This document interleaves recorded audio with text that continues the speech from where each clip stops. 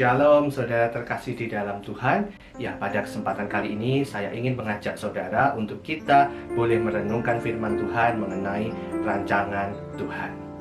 Saudara, berbicara mengenai rancangan Tuhan, kadangkala secara manusiawi itu kita sulit memahami. Ya, itu benar saudara. Karena pikiran Tuhan, jalan Tuhan itu sungguh tidak terselami oleh keterbatasan manusia kita. Saya ada sebuah ilustrasi untuk kita bisa renungkan bersama. Dikisahkan suatu saat ada seseorang yang naik dalam sebuah kapal, kemudian saat di tengah lautan tiba-tiba gelombang pasang datang. Angin bertiup sangat kencang sehingga kapalnya pun terbalik dan dia terdampar di sebuah pulau yang tidak ada penghuninya. Saudara, orang tersebut kemudian berdoa sama Tuhan. Tuhan, tolong saya. Dia meminta pertolongan sama Tuhan. Kemudian setelah itu, saudara, dia berusaha survive. Dia berusaha untuk menyelamatkan dirinya. Dia membangun sebuah gubuk.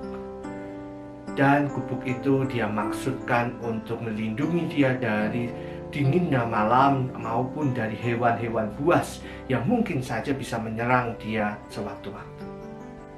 Saudara, di tengah pengharapannya akan janji Tuhan, tiba-tiba saat gubuk itu sudah siap dan siap dia tinggali, petir datang dan menyambar gubuk itu sehingga terbakarlah gubuk itu.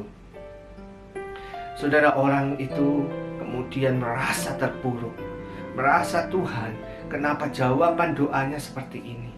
Apa maksud Tuhan?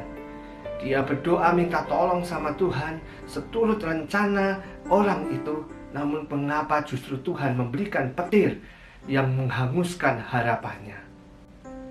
Saudara, singkat cerita, esok hari tiba-tiba ada kapal yang merapat ke pulau itu. Dan orang itu diselamatkan. Dan terjadilah percakapan, mengapa tiba-tiba kapal itu merapat ke pulau itu?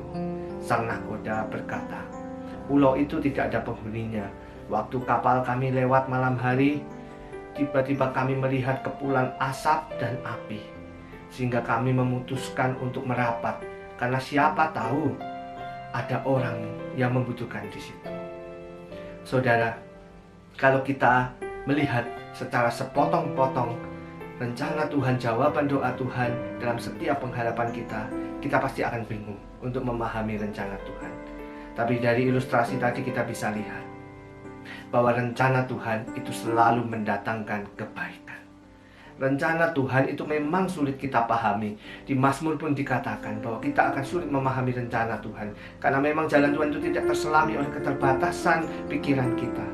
Tapi selama kita masih mau percaya, selama kita masih mau memegang iman kita, saudara, rencana Tuhan itu selalu mendatangkan kebaikan. Bisa kita lihat bersama dari ilustrasi tadi, bahwa ternyata petir yang menyambar gubuk itu, yang merupakan mungkin secara manusia adalah harapan kita, rencana kita sendiri, tapi tidak bagi Tuhan. Tuhan bisa memakai sesuatu yang mungkin menyakitkan kita. Melalui petir itu justru kita diselamatkan. Justru jawaban doa kita digenapi Tuhan, kita ditolong Tuhan. Saudara, begitu juga dengan bangsa Israel. Kalau kita pikir, kita lihat perjalanan mereka dari keluar tanah Mesir dipimpin Musa, saudara. Mengapa mereka harus berputar-putar dulu di padang gurun? Mengapa mereka harus melewati laut Teberau? Saudara, kalau kita melihat secara utuh di akhir kisah perjalanan bangsa Israel, kita bisa melihat bahwa rencana Tuhan itu selalu membawa kebaikan. Bangsa Israel bisa melihat kuasa Tuhan, dibebaskan dari kejaran Mesir, laut Teberau secara manusia mustahil dibelah, Tuhan belah, Tuhan nyatakan kuasanya di situ, dan orang-orang Mesir yang mengancam bangsa Israel ditenggelamkan di situ, dan orang-orang Israel mengalami kemenangan. Begitu juga dengan saudara dan saya. Saat ini, kalau kita sedang menantikan jawaban dari Tuhan, jikalau mungkin saudara saat ini merasa jawaban Tuhan itu tidak seperti yang saudara inginkan, tidak seperti standarnya saudara, mari kita tetap berpegang pada iman kita. Kita tetap percaya pada pengharapan kita di dalam Tuhan, karena kita lihat bahwa Tuhan setiap rencananya itu senantiasa mendatangkan kebaikan.